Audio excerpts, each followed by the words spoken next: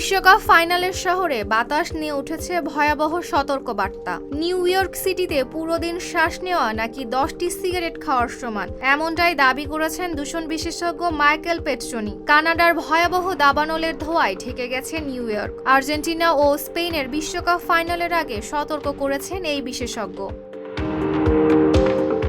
পেট্রোনি বলেছেন, নিউ ইয়র্কে একদিন বাইরে কাটানো মানে 10টি সিগারেটের সমপরিমাণ ধোঁয়া গ্রহণ করা। এদিকে তিনি জানান, বায়ুর মানসূচক বা AQI এর হিসাব ধরে এই তুলনা করা হয়েছে।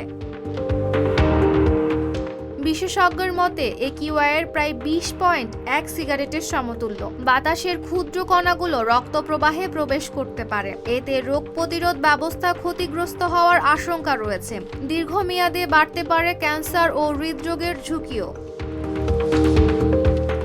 তবে বিশ্বকাপ ফাইনাল দেখতে আসা দর্শকদের জন্য সতর্কবার্তা আরও গুরুত্বপূর্ণ। হাফ টাইম, সম্ভাব্য অতিরিক্ত সময় ও অনুষ্ঠান মিলিয়ে 3 ঘন্টা বাইরে থাকলে 2.5টি সিগারেটের সমপরিমাণ ধোঁয়া গ্রহণ হতে পারে।